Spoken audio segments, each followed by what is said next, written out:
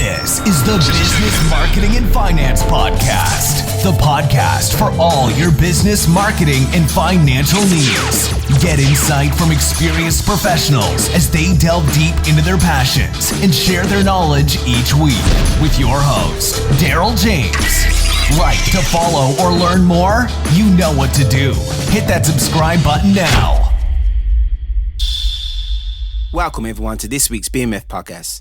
This is our Ask an Expert session. I'm your host, Daryl James, and I'm here today with Robin Fisher-Roffer, brand strategist, author, keynote speaker, and CEO of award-winning Big Fish Marketing. Welcome, Robin, to the Business Marketing Finance Podcast. Hello, everyone. Thanks for having me. Now, Big Fish Marketing works with powerhouse companies such as Comcast, CNN, HBO, Microsoft, Fox Networks, Walmart, NBC Universal, and Sony Pictures, just to name a few. Robin, can you tell us a bit about your journey, what it was like growing up, and how you made the transition to being the woman who you are today? Well, I was raised by a single dad, and he was an ad man. He ran a small ad agency out of our kitchen. When my sister Wendy and I were kids, at about 11 and 12 years old, yes, I would cook dinner every night, and my sister would clean up and help out, and then the table would be cleared and all the ads would land on the kitchen table that my father was working on, and he would say, nice. Hey kid, what do you think of this headline? Yeah. What do you think of this image? Do you like the way the logo looks in the ad? We're just little kids, but we learned at his knee the ad game, and a lot of times we had to go with him to watch him pitch and close and win business. So we learned the business. And so I took all of that with me and that passion for differentiating brands and the simple truth of what a brand can stand for. And, so that it resonates with the audience that it's trying to reach, the consumer it's trying to reach. Yes. And just studied that in college and then started my own ad agency at the tender age of 30. Wow. I had really nothing to lose. No, that's really good. Now, you mentioned that your father was very inspirational to you growing up. Yes, he was. He still is. He's 93 and he still is. Wow, that's fantastic. How has the skills and mindset that you received from him impacted your business this far? Well, one of the things that my father taught me was to be wildly enthusiastic. And I remind my clients why they're in business, what got them into this crazy game. And most of my clients are in technology, media, and advertising. Yes. And those are fast-paced, very intense, high-stress businesses. And we have a lot of fun together. We remember why we got into it together. And I come into every meeting just full of life, as excited as I can be about their brands. And that gets them energized, and it elevates everyone in the whole company through the stories that we tell, through the narratives that we create around these brands and what they stand for, why they're here, what their true purpose is. Oh, wow. And how did you get involved with television networks? Well, I loved television as a child. My parents were split. Obviously, my dad raised me. And for a few years, I went back and forth between my mom and dad before my dad got custody of us. And I used to have this little Sony portable TV that I would take with me. I didn't have a doll. I had a little Sony portable TV, which now we use our phones to bring TV with us. But back then, it looked like sort of like an old lunchbox. It had a handle and these little ears, and we had about 3 or 4 channels on that TV. And I knew the schedule, and it made me feel safe and happy. And I loved television so much, and it kept me company, and it was my friend. So it's no coincidence that I went into television and that Sony became one of my clients. And it all started when I was very young. Yeah. And how old was you when you first decided that now was the right time? I mean, you mentioned that you was 30 when it was time to start your business, but when did you realize that, you had a real passion and love for television? How old was you in that age that you was just describing? When I was carrying around my TV, I was 5 and 6 years old. But when I got out of college, I immediately worked in this was my dad's idea too, was for me to learn different media. So I started in newspaper, and I went to radio, and then I ended in television at TNT, and I worked for Ted Turner, and we launched TNT, Turner Network Television, and then I soon worked for CNN and Headline News and TBS and Sports South and all the properties we had over at Turner. Turner was down the hall from me. Oh, wow. When I was, now he's, created this worldwide leader in news, right, with CNN. Of course, it was a wild ride, but it led to television. Television for me was my ultimate goal, but the final frontier. But my father instilled in me this idea that I had to learn all the media before I could get into TV, so that I would know which media to buy to promote the shows that were on those networks. It was really quite smart, that I got in from the ground level and then moved up. Yeah. So when you started, you already had a whole, experience of television when you started your own company at 30. What was your mission in the outset? Well, my mission in the outset was to take Turner with me as a client. So I worked for 6 months. I gave them 6 months notice at Turner. And I said, I'm going to, replace myself. I'm going to build a whole book on how to run this part of the business that I was in charge of. Yes. And all with the goal of turning it over to someone that would ultimately be my client. Nice. And Turner became my client. They're still my client to this day. I'm very proud of that. And the goal of the company at that time was to get people to watch more TV. It wasn't a very noble cause, I'll tell you that. But I did that through being a sweepstakes specialist. So I guess you call it competitions in the UK. So it would be like, watch all this week, watch Shark Week all this week, and you could win a trip to swim with the sharks in Tahiti. Nice. Right. Yeah. So it was that kind of thing, watch this show and win, enter this sweepstakes and win. So we were getting people to watch more TV by bribing them with sweepstakes. Yeah. And let me tell you, it worked for a long time, except the problem was that I was a brand strategist. Yeah.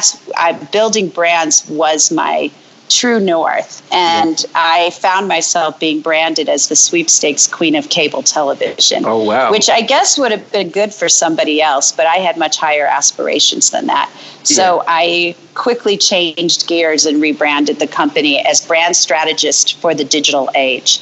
And the digital age was happening, and that revolutionized my company to become a digital strategy firm that used the internet and the power of that connection to consumers directly to drive more viewership. Wow. So was TNT your first client? TNT and CNN. Yeah, TNT, it was the NFL football on TNT was the first project I got after I left Turner Broadcasting and opened the doors to Big Fish Marketing, the company I still own today. Yeah. And how many people do you have currently working in your team at Big Fish Marketing? Well, here's the interesting thing about the business model. And for any entrepreneur who's listening, this is completely doable. I expand and contract with the amount of business I have. That way, the overhead's never too high, and I never get into a cash flow situation. So, I have 2 guys that work with me out of our New York office that are always on, and then we add to that bandwidth. We add the bandwidth we need. But 9 times out of 10, we can conquer almost any project, just the 3 of us, and with the addition of an assistant who's virtual. Yeah. Like we don't even have it. I'm on the road so much seeing clients that I can't even have an assistant in the office. So I always get somebody who's in another city that's just available by phone and by email. And text. Yeah. And that cuts down on the cost because that becomes an hourly employee. Everyone else is what we call in the United States a 1099 or somebody who's freelance if we bring them on board. Okay. So you also help audiences tell their greatest story. How do you do that exactly?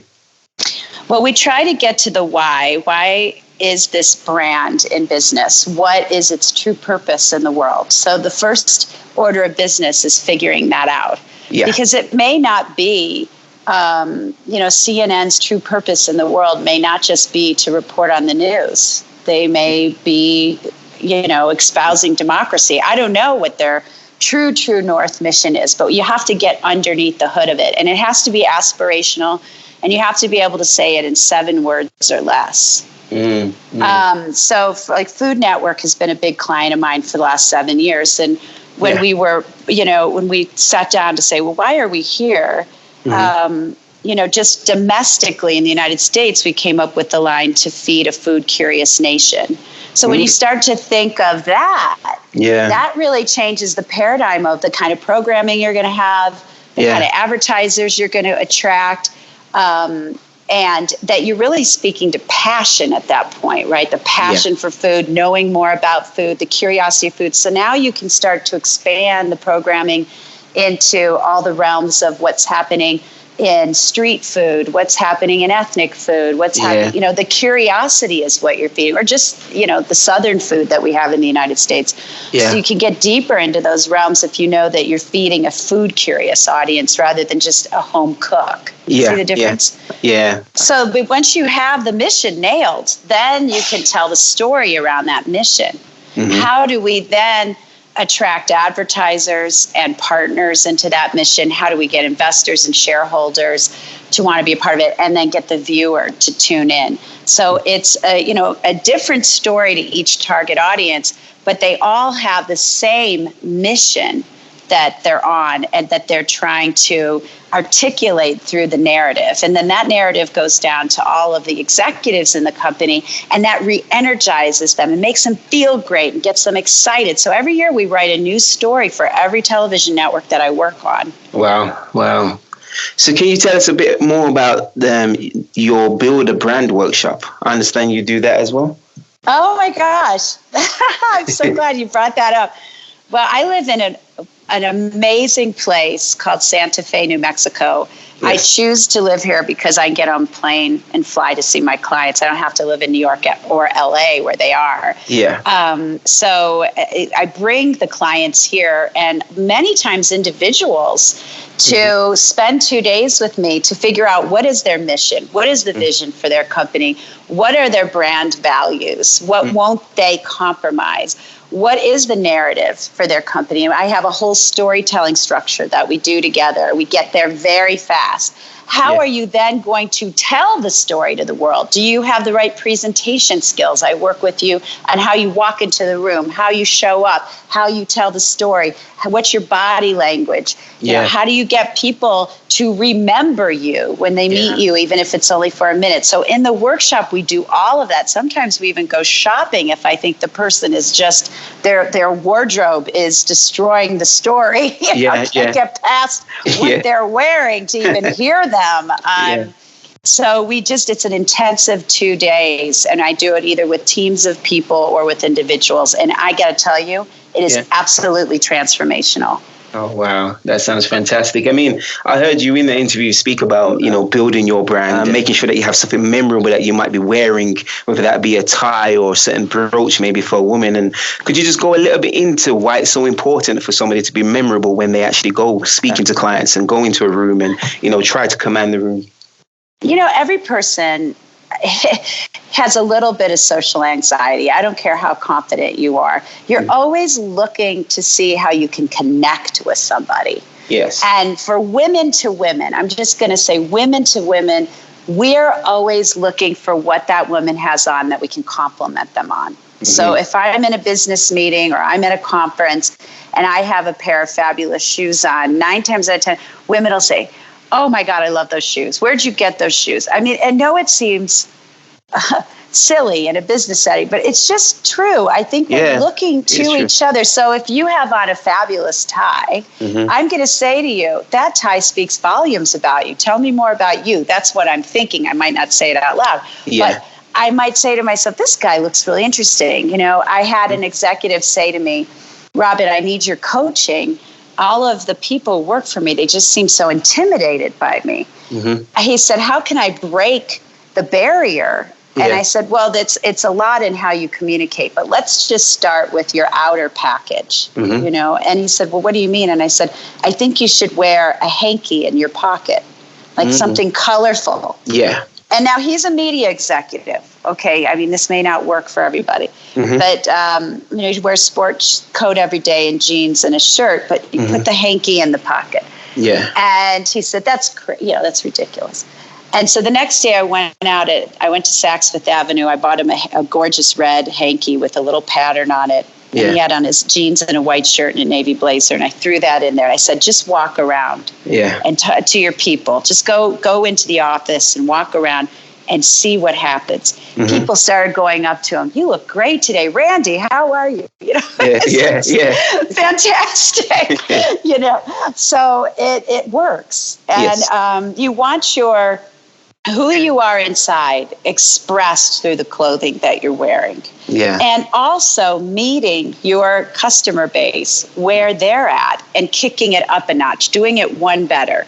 When I used to do a lot of work for MTV, they would all wear jeans and a T-shirt and combat boots, stuff like that to work, right? These executives. Yes. And I would come in jeans with high heels, with a great shirt, with a jacket on. See, one better. But still meeting them where they're at. Like, I'm not going to walk in with a skirt suit on and look like I'm ready for, trial at a court. So, right? Yeah. When you're helping business build their brands, how do you yourself build your own personal brand? Well, I think it starts with the way that you show up, your body language, how you carry yourself, the clothing. We just talked about that. That's important. The next thing is your website. So many times entrepreneurs, they just forget that their website is ultimately their calling card, because if I go and attract a client, they probably have somebody else they have to get approval from to make me their agency or their consultant.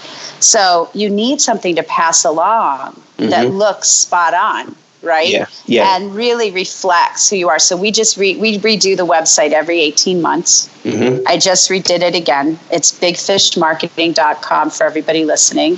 Check it out. And I think it's the most true reflection of all of the work that we do. But it started with the mission statement. So we energized and enhanced and evolved our mission statement to be guiding you to write, tell, and live your greatest story.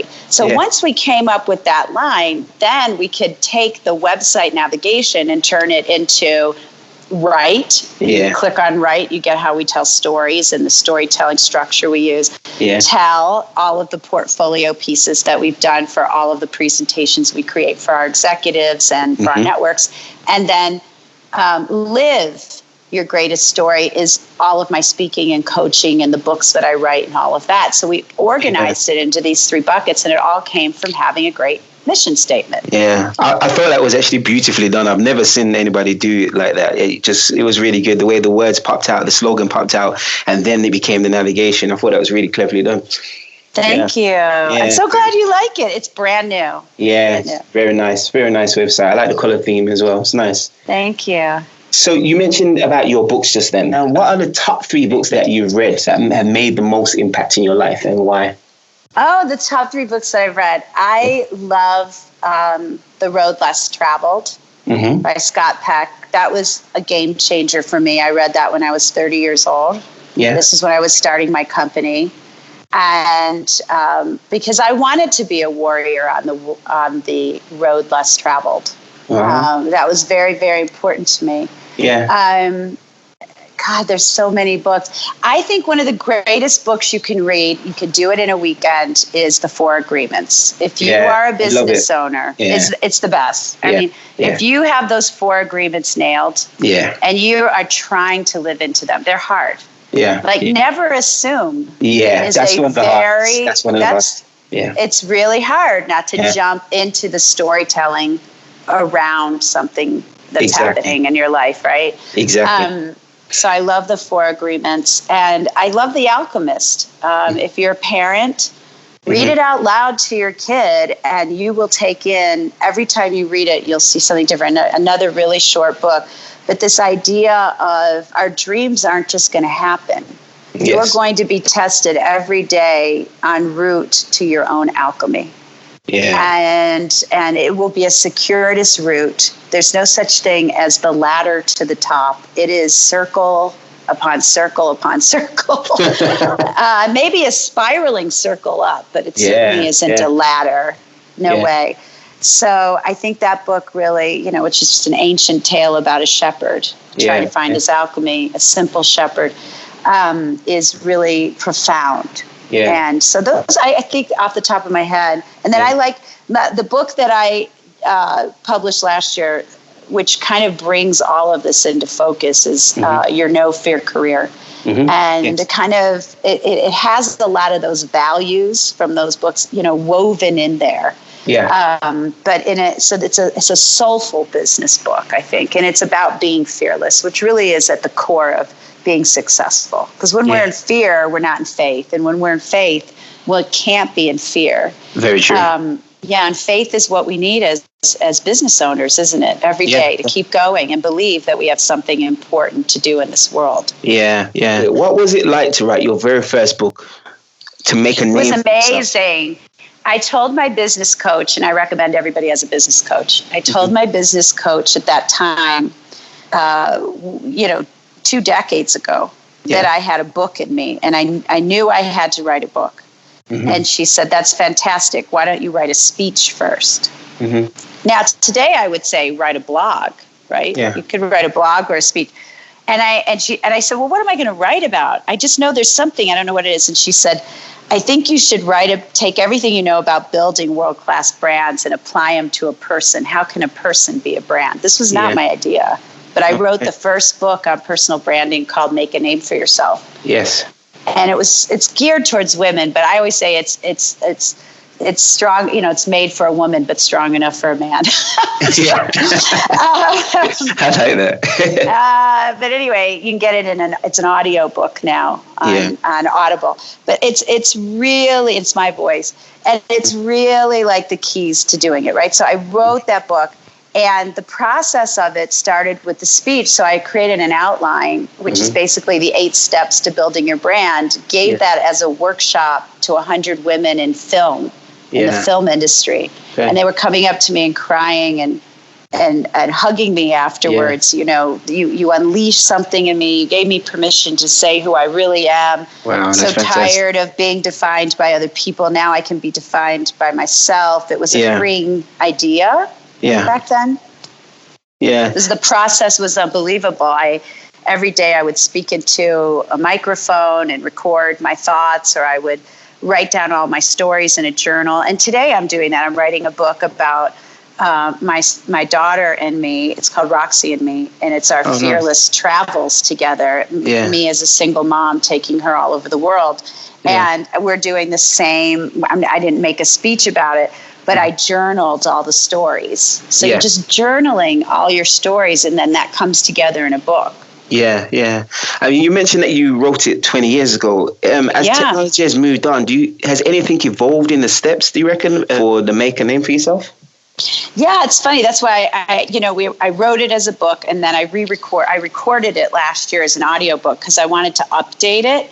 So examples of the people I used 20 years ago of having great brands, like a Martha Stewart, morphed into a Beyonce. So times have changed that way. And then the other thing was, I would talk about how to get articles in a newspaper, and now this is now all about the internet and blogs and how to tweet and all these kinds of things that we didn't have 20 years ago. No, So what platforms do you currently sell your books on, and why? You mentioned Audible just then and Amazon for your paperbacks. What other platforms do you utilize? I think Barnes & Noble has my books, but I just, the truth is, and is that Amazon owns everything now in terms of book sales. So you can self-publish. The last book I self-published, I had 2 huge publishers on the first couple of books that I did, and this book I just said I want to get it out right away. Technology is changing at a breakneck speed. And if I wait for the publisher to get it out, whatever I've just written could be obsolete. So I went and self-published. And that way you can always be adding to it. So I created a new version of it where I added to it. Yeah. You can keep evolving it. So the book is a living, breathing thing, which is really exciting. Yeah. So what has been the biggest hurdle for you while self-publishing? Well, it costs money to self-publish, so you have to have some money in your bank account to do it. You have to believe that book has a reason to be. My books have never made me a fortune. What they do is create a platform for my speaking career. Yes. And a validity for myself as a consultant. And that gives me, I believe, a higher profile to command higher fees. Yeah. Now, I've seen you have Ignite rooms full of people. What's the formula to a great keynote speech? Oh my gosh. Well, I teach people how to give speeches. I teach entire sales teams how to own the room. So let's see. I would say the most important thing is to lift the energy. Yeah. The energy you bring into the room is something that you and you alone must control. You cannot get thrown off if people are on their phones. They could be tweeting what you're saying. Very true. You can't look at that like they're bored with me. Yeah. Right? So you have to really engage by having a conversation. I never am in front of a podium. I'm always out in front. Yeah. I wear a lavalier mic so that I can move freely. Sometimes I jump off the stage into the audience and I get a handheld mic and I'll ask people questions. I engage them. Yes. I make it a two-way dialogue. And even I have a video of me on YouTube talking in front of 10,000 women at a big stadium in Denver. Yeah. And I can't jump off the stage in that situation, but I talk to them like I was having a conversation. Every speaker that spoke that day at that event had a teleprompter. I was the only one who just got up and had a 1-hour conversation about how to be fearless. Nice. And told stories. So storytelling is key. You want to captivate a room? Tell fantastic stories. Make it conversational like you're talking to your best friend. And do it with energy and excitement. Yeah. And believe me, you're going to have them in the palm of your hand. Yeah. Wow. So when you're doing keynote speeches and do you write at the same time? What's your schedule like while you're writing? Yeah, I always write out the keynote speech and I practice and then I throw it away. So I use the slides as a prompt, and my slides only have a headline and a really impactful image. I never put anything more on a slide than that. Yeah. Maybe a few bullets at the most. No complete sentences, but it's just a visual aid to keep me on track. Yeah. But then I remember the story that goes with that slide through the practicing that I do. But I always write out the speech first. And I try to not put too many messages in. So I'll say the 3 steps to building your brand or the 5 steps to being fearless. It's very simple so people can remember. Yeah. What's your most memorable keynote speech? Oh, it has to be the one in Denver that I have on YouTube on being fearless, because I'd never spoken in front of so many people. Yeah. And my daughter was in the audience.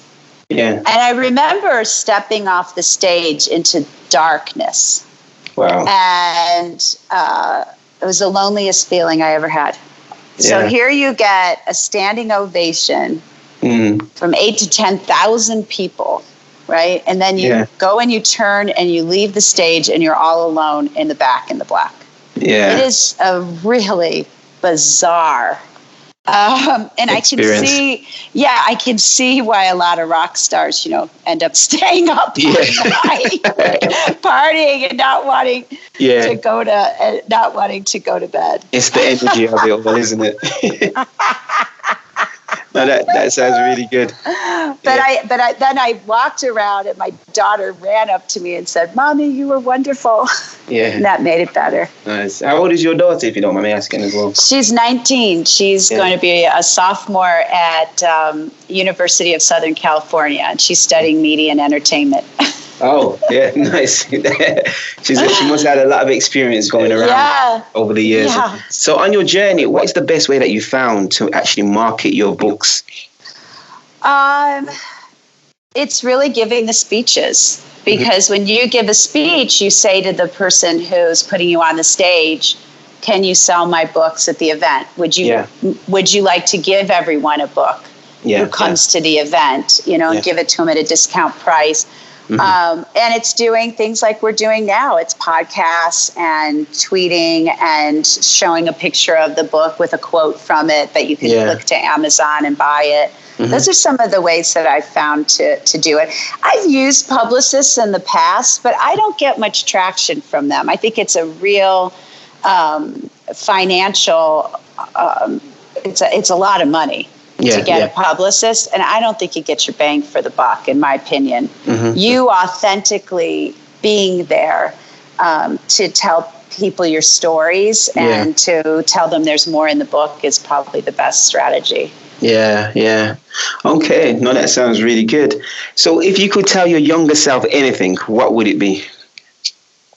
Don't think too much. Feel. Use your gut. You know that when you override your gut, when you override your natural instincts, you get into a lot of trouble. So I would say trust your instincts. Yeah.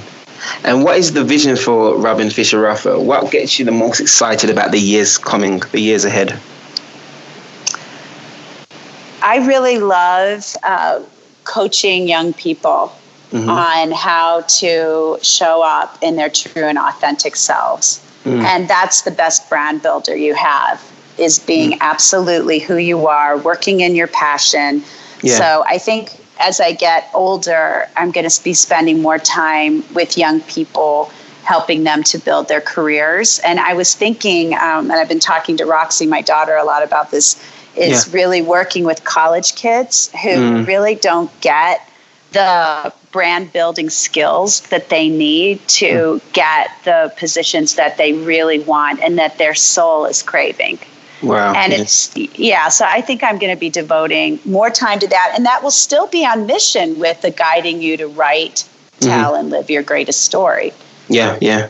Okay. And you was working with, like you mentioned, 8,000 to 10,000 people and got a standing ovation. How was you able to empower the women of that room? Is that one of your missions as well, to empower women and to become leaders and CEOs? Yes, absolutely. That's really what I've been devoting my entire life to, because almost every client I have is a woman. In the marketing world, it's very female driven. Yeah. And so not only do I help them build the brand that they're in charge of, but I help them build their personal brand and share with them how to show up and deliver in a way where people say, she's a leader, we got to promote her. Yeah. Do you have any case studies? If you could give us just one person that you have a testimony from that you could actually speak upon the transformation of this person. Oh my gosh, there is so many over the last I can imagine. 20 or so years. I think that the person that I've helped the most, I don't want to say what their name is or the company that they work for, but I would say that she's gone from somebody who has seen her bosses as parents. Just take that in for a second, because I think this is a big problem that we see, and that now we're going to get, the boss who we see as daddy or mommy to approve of us. And I've gotten her to look inside and find her strength from inside herself and see herself as her own person independently and be her own mother. And that has transformed how she shows up, because she's not acting in a little girl role. She's showing up as a woman in full. And in charge of her life and confident in herself. Big transformation. Wow. Now, one of the things that you mentioned earlier on the call, you mentioned having a business mentor. How much of an impact has a business mentor made on your career? And have you had different mentors along the way, or just stay with one solid mentor? Yes, I've had 3 different mentors who I hire and pay for. I have lots of mentors out in the world that have helped me. I hike every day with a different woman, and I have many that are like mothers to me and have coached me and mentored me. I love and who I love very deeply, but I've paid for since I started my business. Yes. 3 different coaches, and the one that I have today has constantly is calling me on my stuff. Yeah. Yeah. And saying, But, I was about to send an email to a company apologizing for something that they did. Yeah. And I said, David, I'm about to hit send on this email. I want to read it to you. And he said, hit delete. Are you kidding? And don't ever talk to that person again. Your silence will be like a thunderclap. Mm-hmm. And I did that. So he's there to stop me from my own reckoning, Yeah.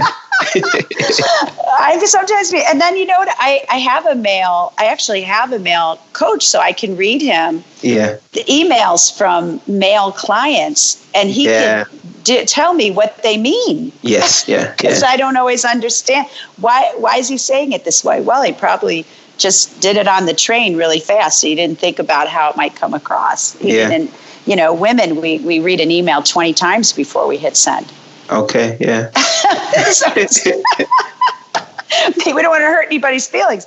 But a guy may just throw something out there and he didn't mean anything mean by it. It just he was going fast, Yeah. So have you noticed many differences between the male and female clients that you've had? Yeah, men don't think too much. You asked me what I was going to tell my younger self. They don't overthink things. Yeah. We overthink things too much. We get in our head and we stop ourselves from being magnificent. Yeah, okay. Our head is going to keep us from being great. So it's again going with our gut instincts, really feeling into the project, instead of just getting all like I've got to be perfect and whatever I write down has to be amazing and oh my God, and then nothing gets done. Yeah. Getting in your own way. Getting in your own way. Yeah, many people. It's actually one of the topics for one of the blogs that I'm currently writing, and it's about sabotage and overthinking things. And before you know it, you start to procrastinate. You don't actually take action. So that's one of the things I'm actually writing about right now. Funny enough, and I think it's a big thing for at least people in the UK that we can get in our own way quite often, and that leads to procrastination and never actually taking any forms of real action. Oh yeah, and I see it everywhere. I think it's probably a worldwide epidemic of non-action because we're overthinking things. Yeah, it's crazy. So Robin, finally, where can people connect with you for consultation? What are your social media links, your website address? If you could give us that again as well, please. Sure. So the website is bigfishmarketing.com. Mm-hmm. And if you want to have me coach you or your team, just reach out to me at Robin, ROBIN, at bigfishmarketing.com. Fantastic. And then if you want to hang out with me on my Facebook fan page, Robin Roffer, I've got a Facebook fan page, and I also have an Instagram account where you can see Roxy and me on all of our fantastic trips together. Oh, nice. Okay, well, thank you very much for being on the show, Robin. I know you're a very busy woman. Thank you. Thank you for having me and reaching out. I really enjoyed our conversation. Yeah, definitely. Is there anything else you'd like to say to the audience? Be fearless. Just start today. Fantastic. All right, everybody. This has been the Business Marketing Finance Podcast. I'm your host, Darryl James. We'll see you next week. Thank you. This is the Business Marketing and Finance Podcast, the podcast for all your business marketing and financial needs. Get insight from experienced professionals as they delve deep into their passions and share their knowledge each week with your host, Darryl James. Like to follow or learn more? You know what to do. Hit that subscribe button now